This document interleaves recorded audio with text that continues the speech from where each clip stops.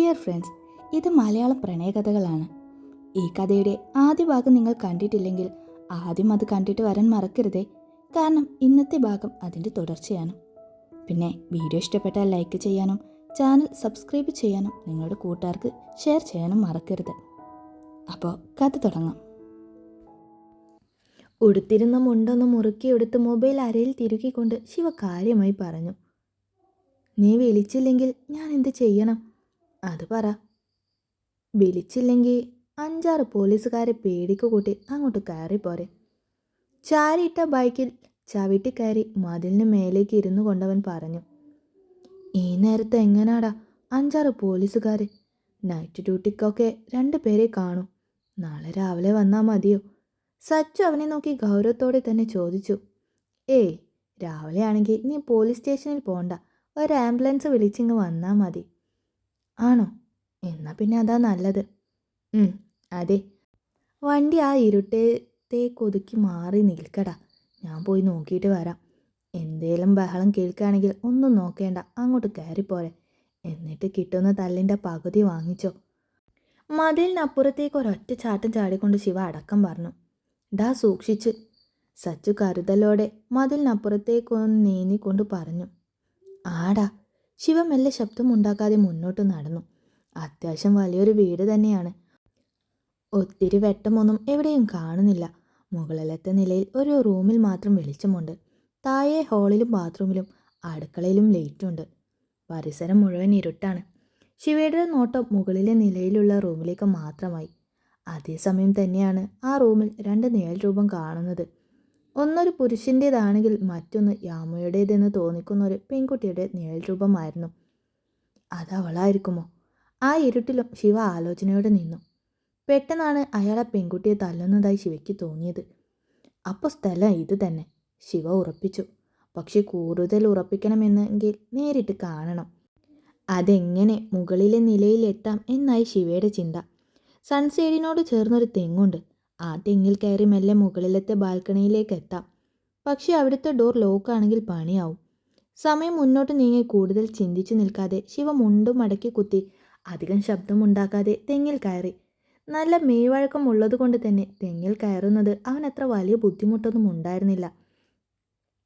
മനസ്സിൽ കണക്ക് കൂട്ടിയതുപോലെ തെങ്ങിൽ നിന്നും നേരെ സൺസൈഡിലേക്ക് കയറി നിന്നു. മതിലിനപ്പുറം നിൽക്കുന്ന സച്ചു ഇതെല്ലാം ശ്രദ്ധയോടെ നോക്കുന്നുണ്ട്. തന്നെ വെളിച്ചമില്ലെങ്കിലും അവന് ശിവയെ കാണാൻ കഴിയുന്നുണ്ടായിരുന്നു. മെല്ലെ സൂക്ഷിച്ചുകൊണ്ട് ഓരോ കാലടിയും മുന്നോട്ട് വെച്ച് ശിവ എങ്ങനെയൊക്കെയോ ബാൽക്കണിയിലേക്ക് കയറി പറ്റി. മുകളിൽ എത്തിയതും അവൻ ആദ്യം നോക്കിയത് താഴെ നിൽക്കുന്ന സച്ചുവിനെയാണ്. പിന്നെ സകല ദൈവങ്ങളിലും വിളിച്ചൊരു പ്രാർത്ഥനയോടെ ബാൽക്കണിയുടെ ഡോർ ഹാൻഡിൽ മെല്ലെ തിരിച്ചു. പച്ച വെള്ളം കൊടുക്കരുത്, കിടക്കട്ടെ അവിടെ. എൻ്റെ അനുജൻ്റെ പള്ളയ്ക്ക് കുത്തി രക്ഷപ്പെട്ടു പോയതല്ലേ. എന്താ ഇപ്പോൾ തിരിച്ച് ഇവിടെ തന്നെ എത്തിച്ചില്ലേ ഞാൻ. അനുഭവിപ്പിക്കും ഞാൻ, നോക്കിക്കോ നീ. കണക്ക് പറഞ്ഞ് അനുഭവിപ്പിക്കും ഞാൻ. എന്നെ മറികടന്ന് നിന്നെ രക്ഷിക്കാൻ ഒരാളും ഇവിടെ വരില്ല. ഡോർ ലോക്ക് അല്ലെന്ന് കണ്ടതും അല്പം ധൃതിയിൽ അകത്തേക്ക് കയറാൻ നിന്ന ശിവ പെട്ടെന്ന് കേട്ട പുരുഷ ശബ്ദത്തിൽ അകത്തേക്ക് പോകാതെ ഭിത്തിയോട് ചേർന്ന് മറഞ്ഞു നിന്നു. ഭക്ഷണവുമായി വന്ന ജോലിക്കാരുടെ കയ്യിൽ നിന്നും ആ പ്ലേറ്റും ഭക്ഷണവും ദൂരേക്ക് തട്ടിക്കൊണ്ടയാൽ ആക്രോശിക്കുകയാണ്. ഇതെല്ലാം കേട്ട് നിന്ന ശിവയുടെ മുഖത്ത് പിന്നെ എന്നൊരു പുച്ഛഭാവവും. ഞാൻ പറഞ്ഞത് കേൾക്കാതെ ഒരു തുള്ളി വെള്ളം ഇവൾക്ക് നീ കൊടുത്തെന്ന് ഞാൻ അറിഞ്ഞ കൊന്ന് കിണച്ചി തള്ളു ഞാൻ. കേട്ടോടി പുല്ലേ. അയാളെ ഭയന്ന് പേടിയോടെ നിൽക്കുന്ന ജോലിക്കാർക്ക് നേരെ വല്ലാതെ ശബ്ദം ഉയർത്തിക്കൊണ്ടയാൽ ചീറിയതും അവർ പേടിയോടെ താഴേക്ക് തന്നെ ഇറങ്ങിപ്പോകുന്നത് ശിവ കണ്ടു. ഒപ്പം വീട്ടിൽ വന്നവളെ പിടിച്ചിറക്കിയ ആ നീചനെയും. റൂമിൽ നിന്നും യാമിയുടെ കരച്ചിൽ ചീലുകൾ ശിവ കേൾക്കുന്നുണ്ട്. എന്തോ ഒരു സഹതാപം ഉള്ളിലെവിടെയോ തോന്നിയെങ്കിലും അവൻ്റെ മുഖത്തൊന്നും പ്രകടമായിരുന്നില്ല. ജോലിക്കാരി താഴേക്ക് പോയതും യാമിയുണ്ടെന്ന് കരുതുന്ന റൂം അയാൾ പുറത്തു നിന്ന് പൂട്ടി. പക്ഷെ എന്തോ ഭാഗ്യത്തിന് ചാവി അയാൾ ഡോറിൽ തന്നെ വെച്ചു. എടുക്കാൻ മറന്നതാണോ അതോ അയാളെ മറികടന്ന് മറ്റാരും ആ റൂം തുറക്കില്ലെന്ന് ധൈര്യമോ? എന്തായാലും വേണ്ടില്ല, താക്കോൽ അയാൾ എടുത്തില്ല എന്നത് ശിവയ്ക്ക് ആശ്വാസമായിരുന്നു. ബാൽക്കണിക്ക് അടുത്തുള്ള ജനവാതിലിലൂടെ അയാൾ പോകുന്നുണ്ടോ എന്ന് നോക്കി ശിവ. കുറച്ചധികം നേരമെടുത്തു അയാൾ അവിടെ നിന്ന് പോകാൻ. പോകുമ്പോൾ അവിടെയുള്ള ലൈറ്റെല്ലാം ഓഫ് ചെയ്യുകയും ചെയ്തു. അയാൾ അവിടുന്ന് പോയി എന്ന് ഉറപ്പ് വന്നതും ഒട്ടും ശബ്ദം ഉണ്ടാക്കാതെ മെല്ലെ ബാൽക്കണിയുടെ ഡോർ തുറന്നു ശിവ. മുകളിലത്തെ നിലയിൽ 2 റൂമും ഒരു വലിയ ഹാളുമാണുള്ളത്. ഹാളിലാണെങ്കിൽ അയാൾ തട്ടിക്കളഞ്ഞ ചോറും കറിയും ചിതറി കിടക്കുന്നു. അത് ചവിട്ടി മെല്ലെ മുന്നോട്ട് വരുമ്പോൾ ശിവയുടെ നെറ്റി ഇഷ്ടക്കേടോടെ ഒന്ന് ചുളിഞ്ഞു. ചോറിൻ്റെ കൂടെ തന്നെ ഉണ്ടായിരുന്ന ഒരു ആപ്പിൾ കണ്ടതും അത് അവനെടുത്ത് മെല്ലെ അരയിൽ തിരുകി. ശേഷം ആ റൂം പൂട്ടിയ കീ തിരിച്ച് മെല്ലെ ആ ഡോർ തുറന്നു. റൂമിൻ്റെ മൂലയിൽ കാലുകൾ കൂട്ടിപ്പിടിച്ചു കരഞ്ഞുകൊണ്ടിരിക്കുന്ന യാമി. അയാൾ വീണ്ടും വന്നു എന്നൊരു പേടിയോടെ കൂടുതൽ ശക്തമായി തൻ്റെ കാലുകൾ വരിച്ചു മുറുക്കി മുഖം മുട്ടുകാലിൽ ഒളിപ്പിച്ചു. ശിവ ഒന്നും മിണ്ടാതെ മെല്ലെ ഡോർ അടച്ചുകൊണ്ട് അവളുടെ അടുത്തേക്ക് വന്നു. അലങ്കോലമായ മുടിയും ബെൽറ്റ് കൊണ്ട് തല്ലിയതുപോലെ കയ്യിലും കാലിലുമായി രക്തം പൊടിഞ്ഞു നിൽക്കുന്ന മുറിവുകളും കാണാൻ ശിവയ്ക്ക് ശരിക്കും ആ പെണ്ണിനോട് സഹതാപം തോന്നി. അവൻ മെല്ലെ അവളുടെ അടുത്തേക്ക് ഇരുന്ന് അവളെ വിളിക്കാനെന്നോണം കയ്യിൽ തൊട്ടതും യാമയുടെ കാലുകൾ അവൻ്റെ നെഞ്ചത്തേക്ക് ആഞ്ഞു ചവിട്ടി കഴിഞ്ഞിരുന്നു. ഒട്ടും പ്രതീക്ഷിക്കാത്ത ആയതുകൊണ്ട് തന്നെ ശിവ പിന്നോട്ട് മലർന്നു പോയി. ഈ പണ്ടാരത്തിന് ഇന്ന് ഞാൻ അടക്കി പിടിച്ച സ്വരത്തിൽ ശിവ മുരണ്ടതും യാമി പൊടുന്നനെ മുഖം ഉയർത്തി മുന്നിലുള്ളവനെ നോക്കി. ശിവ. യാമി വല്ലാത്തൊരു വെപ്രാളത്തോടെ അവൻ്റെ അരികിലേക്ക് പിടഞ്ഞെണീറ്റു. കൊല്ലടി കൊല്ല്, ഒറ്റയടിക്ക് തീരട്ടെ ഞാൻ. ചാവിട്ടുകൊണ്ട് ദേഷ്യത്തിൽ ശിവ അവളെ നോക്കി മുരണ്ടു. സോറി, ഞാൻ കണ്ടില്ല. സോറി, ഒച്ച വയ്ക്കില്ലേ പ്ലീസ്. ദേഷ്യത്തിൽ ശിവ എങ്ങാനും ഒച്ച വെച്ചാലോ എന്ന് കരുതി വല്ലാത്തൊരു വെപ്രാളത്തോടെ അവൻ്റെ വാ പൊത്തണോ എന്നൊരു തിടുക്കത്തിൽ യാമി അവൻ്റെ അരികിലേക്ക് ചെന്നു. കാണില്ലടി, നീ എന്നെ കാണേയില്ല. ശിവയുടെ ദേഷ്യം മാറിയില്ല. വാ പൊത്താൻ വന്ന യാമിയുടെ കൈ തട്ടി തെറിപ്പിച്ചുകൊണ്ട് അവൻ ശബ്ദം മടക്കി ദേഷ്യത്തോടെ തന്നെ പറഞ്ഞു. സോറി, ഞാൻ സത്യമായിട്ടും കണ്ടില്ല ശിവ. തന്നെ തേടി അവൻ വന്നല്ലോ. ഒരു ആശ്വാസത്തിൽ യാമി അവനെ ദയനീയമായി നോക്കി. ശിവയും അപ്പോഴാണ് അവളുടെ മുഖത്തേക്ക് നോക്കുന്നത്. നെറ്റിയും ചുണ്ടും എല്ലാം പൊട്ടി കവിളൊക്കെ തല്ലിക്കിട്ടി ചുവന്ന ആകെ ഇഞ്ചം പരമമായിട്ടുണ്ടവൾ. അവളെ അങ്ങനെ കണ്ടതും ശിവയുടെ ദേഷ്യം സ്വല്പം ഒന്ന് കുറഞ്ഞു. ഒട്ടും താല്പര്യമില്ലാത്ത ഭാവത്തിലാണെങ്കിലും അവൻ അവളുടെ മുഖത്തും ദേഹത്തുമൊക്കെയുള്ള മുറിവിലേക്ക് നോക്കി. പെട്ടെന്നാണ് ആരോ റൂമിലേക്ക് വരുന്നതായി അവർക്ക് തോന്നിയത്. ശിവ ആരാ വരുന്നതൊരു സംശയത്തോടെ വാതിലിനടുത്തേക്ക് നോക്കി നിൽക്കുന്നത് കാണെ യാമി പേടിയോടെ ശിവയെ നോക്കി. വാ, എണീക്ക്. ഇവിടുന്ന് എങ്ങോട്ടെങ്കിലും മാറി നിൽക്ക്. അയാൾ വരുന്നുണ്ട്. അവിടെ പോയി മറിഞ്ഞു നിൽക്ക്. യാമി ശബ്ദമടക്കി വെപ്രാളത്തോടെ ശിവയുടെ കയ്യിൽ പിടിച്ചവനെ താഴെ നിന്നും എഴുന്നേൽപ്പിക്കാൻ ശ്രമിച്ചു. എന്തിന്? ഞാനിവിടെ ഒളിച്ചു കളിക്കാൻ വന്നതല്ല. അവൻ വരട്ടെ, നമുക്ക് സംസാരിക്കാം. ശിവ അവളെ നോക്കി. ഇതെന്ത് കൂത്ത് എന്നൊരു ഭാവത്തിൽ പറഞ്ഞു. ശിവ പ്ലീസ്, ഞാൻ പറയുന്നത് കേക്ക്. അയാൾ നിന്നെ കാണണ്ട. നമുക്ക് അയാൾ കാണാതെ പോകാം. നീ കരുതും പോലെ ആളല്ല. അയാൾ ദുഷ്ടനാ. ഞാൻ പറയുന്നതൊന്ന് കേൾക്ക് പ്ലീസ്. യാമി ശിവയെ വലിച്ച് കബോർഡിന് പിന്നിലേക്ക് നിർത്തിക്കൊണ്ട് പറഞ്ഞു. ആഹാ, ഞാനും നീ കരുതും പോലെ ഒന്നുമല്ല. അങ്ങോട്ട് മാറി നിൽക്ക് പെണ്ണെ. നേരം വെളുക്കും മുന്നേ നാട് പിടിക്കാനുള്ളതാ. അയാളെ ഭയന്ന് നിൽക്കുന്ന യാമിയെ പരിഹസിച്ചു കൊണ്ടവൻ അവളെ മാറ്റി മുന്നോട്ട് വരാൻ നിന്നു. ശിവ പ്ലീസ്, ഞാൻ പറയുന്നതൊന്ന് കേൾക്ക്. യാമി പൊടുന്നനെ കരഞ്ഞുകൊണ്ട് അവൻ്റെ കാലിൽ ചുറ്റിപ്പിടിച്ചു. ശിവ ആദ്യമൊന്ന് പകച്ചു പോയെങ്കിലും നിനക്ക് ശരിക്കും വട്ടാണോടി എന്നൊരു ചോദ്യഭാവത്തിൽ അവളെ നോക്കി. പ്ലീസ്. യാമി അവൻ്റെ കണ്ണിലേക്ക് നോക്കി കണ്ണീരോടെ കെഞ്ചി. ശിവ അവളെ നോക്കി ശരി, അനുസരിക്കുന്നു എന്നൊരു ഭാവത്തോടെ തലയാട്ടി. ഭിത്തിയിലേക്ക് ചാഞ്ഞു നിന്നതും വാതിൽ ആരോ തുറന്നതും ഒരുമിച്ചായിരുന്നു. യാമി ഭയത്തോടെ അയാളെ നോക്കി. മദ്യപിച്ച് ചുവന്ന അയാളുടെ കണ്ണുകൾ യാമിയെ നോക്കുന്നത് തികഞ്ഞ പുച്ഛത്തോടെയാണ്. നല്ല ഉയരവും അതിനൊത്ത തടിയും ഒക്കെയുള്ള ആജാനുബാഹുവായൊരു മനുഷ്യൻ. പേടിച്ചരണ്ട മിഴികളോടെ അയാളെ നോക്കിയ യാമി ഇടം കണ്ണ ശിവയെ ഒന്ന് നോക്കി. അവൻ അവിടെ അലമാരയ്ക്ക് പിന്നിലായി ധൈര്യപൂർവ്വം ഒളിച്ചു നിൽക്കുന്നു എന്ന് വേണം പറയാൻ. നീ ചെയ്ത കാലത്തിന് വെട്ടിപ്പീസാക്കി ചെവി അറിയാതെ കുഴിച്ചിടാൻ അറിയാഞ്ഞിട്ടല്ലേ എനിക്ക്. നിന്റെ തന്ത ഒറ്റൊരാൾ കാരണ നീ ഇപ്പോൾ ജീവനോടെ നിൽക്കുന്നത്. ഈ ലോകത്ത് എവിടെ പോയി രക്ഷപ്പെടാൻ നോക്കിയാലും ഞാൻ നിന്നെ വിടില്ല മോളെ. എൻ്റെ കാൽച്ചുവട്ടിൽ കിടന്ന് നിരകിക്കേണ്ട എന്നുണ്ടെങ്കിൽ മര്യാദയ്ക്ക് ഞാൻ പറഞ്ഞതനുസരിച്ച് ജീവിക്ക്. നിന്നെ അവൻ പൊന്നുപോലെ നോക്കും. മുമ്പത്തെ പോലെ നിന്നോട് മോശമായ രീതിയിലും അവൻ പെരുമാറില്ല. അത് ഞാൻ ഉറപ്പു തരാം നിനക്ക്. നീ അനുസരണയോടെ ഞങ്ങളുടെ കൂടെ നിന്ന് തന്നാൽ മാത്രം മതി. മറ്റൊന്നും വേണ്ട. നിൻ്റെ അച്ഛൻ്റെ ആഗ്രഹം പോലെ നീ ഒരു റാണിയായി തന്നെ ജീവിച്ചോ. ഞങ്ങൾക്ക് കുഴപ്പമൊന്നുമില്ല. പക്ഷെ നിനക്ക് മേലെ സർവാധികയായി ഞാൻ വേണം. അതെനിക്ക് നിർബന്ധമാണ്. അതിന് ഞാൻ എന്തും ചെയ്യും. യാമിക്ക് രക്ഷപ്പെടാനുള്ള എന്തെങ്കിലും പഴുത് ആ റൂമിലുണ്ടോ എന്ന് സൂക്ഷ്മം നോക്കിക്കൊണ്ട് അയാൾ പറഞ്ഞതും ഒരക്ഷരം മറുത്ത് പറയാതെ യാമി അയാളെ നോക്കി കണ്ണീരോടെ ഇരുന്നു. താൻ എന്തെങ്കിലും എതിര് പറഞ്ഞാൽ അയാൾ തൻ്റെ അടുത്തേക്ക് വരും. ശിവയെ കാണും എന്നുള്ളൊരു ഭയമാണ് അവൾക്ക്. ശരിക്കും ആലോചിക്ക്. നാളെ നേരം വെളുക്കും മുന്നേ എനിക്ക് നിൻ്റെ മറുപടി വേണം. മറുപടി എനിക്ക് അനുകൂലമാണെങ്കിൽ മാത്രമേ കുടിക്കാൻ പച്ചവെള്ളം പോലും ഞാൻ തരൂ. കേട്ടോടി. യാമിയുടെ പ്രാർത്ഥന പോലെ തന്നെ റൂമിൻ്റെ വാതിൽക്കൽ നിന്ന് ഭീഷണിപ്പെടുത്തിയിട്ടായ ഡോർ പുറത്തു നിന്ന് വലിച്ചടച്ചതും ശിവ എല്ലാം തികഞ്ഞെന്ന പോലെ ഒരു താളത്തിൽ തലയാട്ടി അലമാരയ്ക്ക് പിന്നിൽ നിന്നും പുറത്തേക്ക് വന്നു. താങ്ക്സ്. യാമി അവനെ നോക്കി കരഞ്ഞു കരഞ്ഞ് അവളുടെ മുഖം അമർത്തി തുടച്ചു. ശിവ നിറഞ്ഞ ചിരിയോടെ അവളെ നോക്കി. നന്ദി. ഇരു കൈ നീട്ടി സ്വീകരിച്ചിരിക്കുന്നു എന്ന ഭാവത്തിൽ നിന്നും. അയാൾ കണ്ട നമുക്ക് രക്ഷപ്പെടാൻ കഴിയില്ല. അതാ മാറി നിൽക്കാൻ പറഞ്ഞ്. യാമി അവനെ നോക്കി കാര്യമായി പറഞ്ഞു. പേടിക്കേണ്ട, ഇനി എന്തായാലും നമുക്ക് രക്ഷപ്പെടാൻ കഴിയില്ല. യാമി പറഞ്ഞ അതേ തന്മയത്വത്തോടെ പറഞ്ഞുകൊണ്ടവൻ ബെഡിലേക്കിരുന്നു. എന്താ എന്താ പറഞ്ഞ്? യാമി പകപ്പോടെ അവനെ നോക്കി.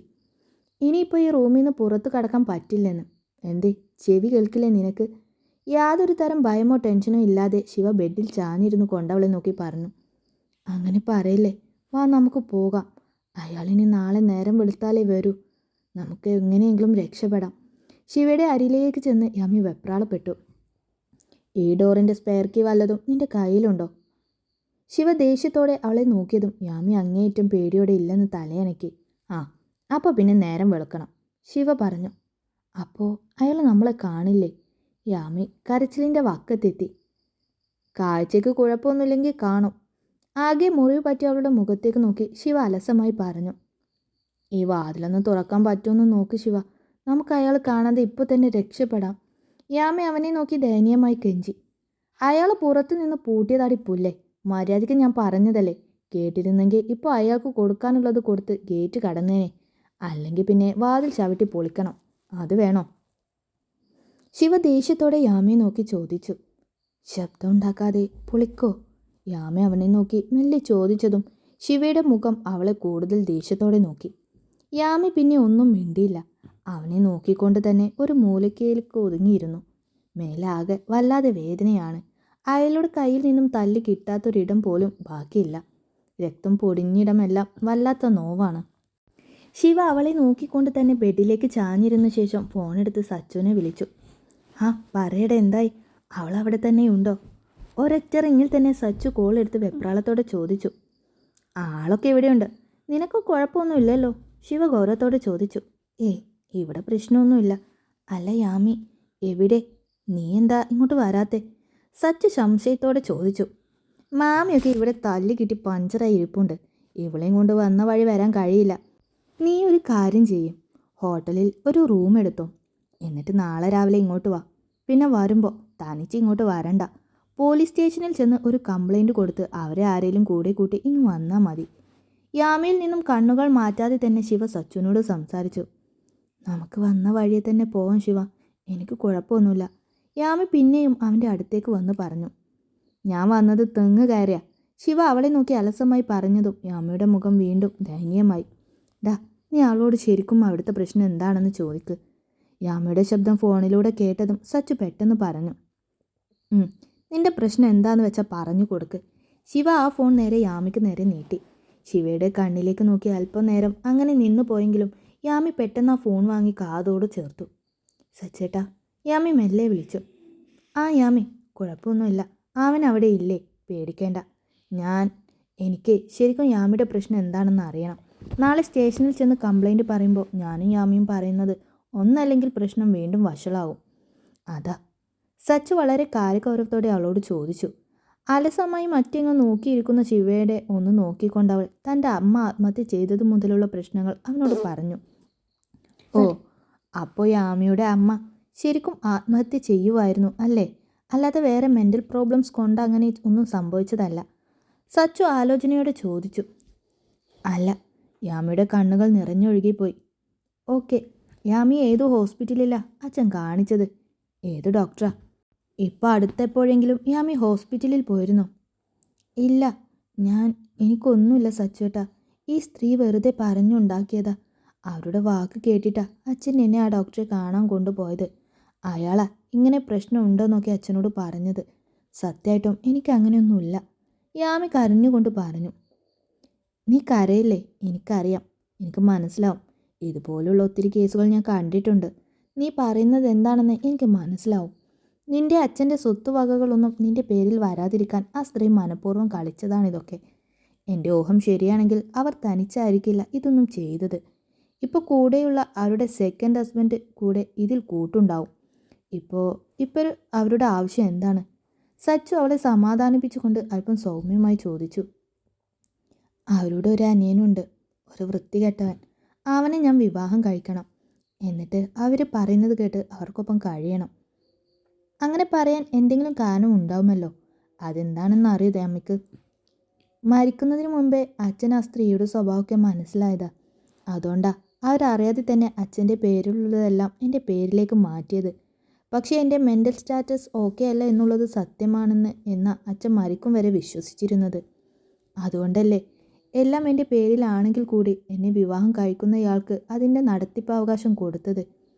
യാമി മുഖം അമർത്തി തുടച്ചുകൊണ്ട് പറഞ്ഞു.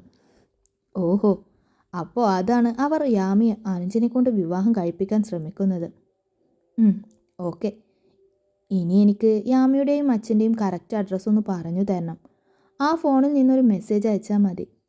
പേടിക്കേണ്ട, ഇത്തിരി ദേഷ്യം കാണിക്കുമെങ്കിലും അവിടെ എന്തൊക്കെ പ്രശ്നം ഉണ്ടായാലും അവൻ നിന്നെയും കൊണ്ട് ആ വീട്ടിൽ നിന്നും തിരിച്ചിറങ്ങും. അത് അവൻ്റെ അച്ഛന് കൊടുത്ത വാക്കാ, തെറ്റിക്കില്ല. സമാധാനമായിട്ടിരിക്ക്. ഫോൺ ശിവയ്ക്ക് കൊടുക്ക്. സച്ച് ചെറിയൊരു ചിരിയോടെ പറഞ്ഞു. യാമിയുടെ കണ്ണുകൾ ശിവയെ നോക്കി കണ്ണടച്ചിരിക്കുകയാണവൻ. ഫോൺ. യാമി മെല്ലെ പറഞ്ഞതും ശിവ മെല്ലെ കണ്ണു തുറന്ന് അവളുടെ കയ്യിൽ നിന്നും ഫോൺ വാങ്ങി. പറയടാ. ശിവ, അവിടെ കുഴപ്പമൊന്നുമില്ലല്ലോ, സേഫ് അല്ലേ? ആടാ, ഇവിടെ കുഴപ്പമൊന്നുമില്ല.